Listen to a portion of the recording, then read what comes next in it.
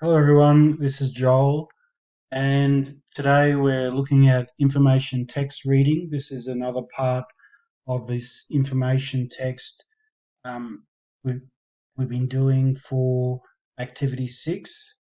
So let's get into it. So activity 6 has an article from Queensland Government Workplace Health and Safety website. Just a note that the copy of it is in black and white, whereas normally a link would be blue and underlined, but in this text it's going to be bolded and underlined.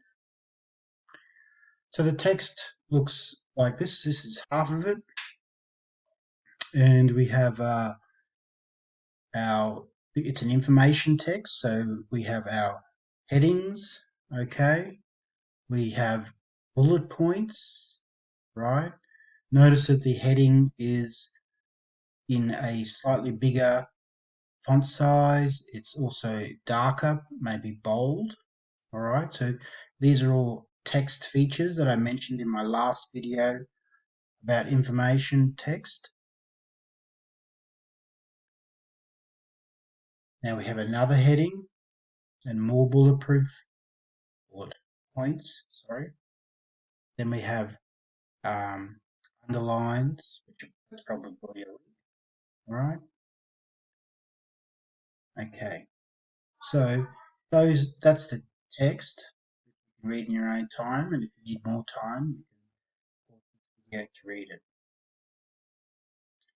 On to the questions. So question 1, on the line below, write the headings in the article. So having a look back here, what are the headings? All right, so you should be able to see that these are the headings, right? Noise, ways to control hazard, and more information. Question 2, what presentation technique has the writer used to clearly show the main points? Under each heading, circle the best answer. Notice the best answer. That means it's going to be one of these. What one do you think it is? It's bulleted lists. Now, I mentioned bullet points before. So it's the same thing. So it's bulleted, that's those little marks, dots down the list. It's a list, like a shopping list. A list of things. Question 3. Do you find the presentation of this article makes it easy to read? So a good thing to look at here is it says, do you find, right? So what do you think? I would say, yes, it does.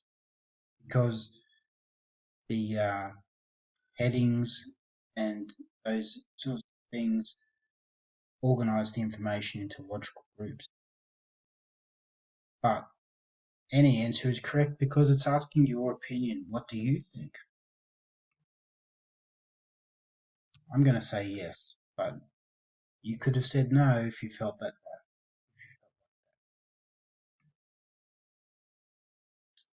Or is the content of this article current? That is, has it been updated within the last year? I don't know about that. Looks a bit 2005. That looks a bit old to me. So I'm going to say no. Question 5. Look at the following sentence taken from the article. Modern restaurants often do not have good acoustics due to minimalist interior design. There are two bolded words, bolded, acoustics and minimalist. In the sentence, which is topic related, that is related to the topic, noise in the hospitality industry. Write in your own words what you think this means. So you should probably pause this video if you haven't done this question yet and write what you think. Have a good think about it. Write your answer. Okay? So hopefully you have done that. And I'll give you the answer. Just joking. Let's have a look at questions first. That'll help us. Question 6 says, write the dictionary meaning of the words acoustics and minimalist. So I looked up a dictionary. You can too. You probably have one on your phone. Acoustics, the properties or qualities of a room or building that determine how sound is transmitted in it.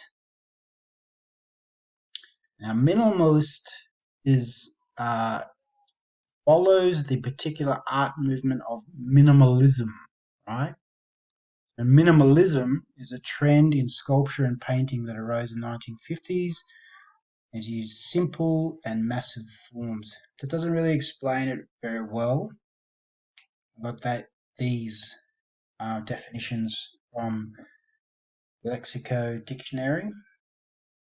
So minimalism is got a lot of empty space and bare walls, even getting down to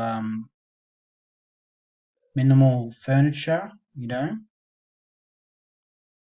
So that's what it's related to. So back to question 5. Modern restaurants are often do not have good acoustics due to minimalist interior design. Here's one option for you. This is just off the top of my head. Here's another one. Due to the way their interiors are designed, many modern restaurants don't have good sound properties. These are just some ideas. Hopefully you've got something similar.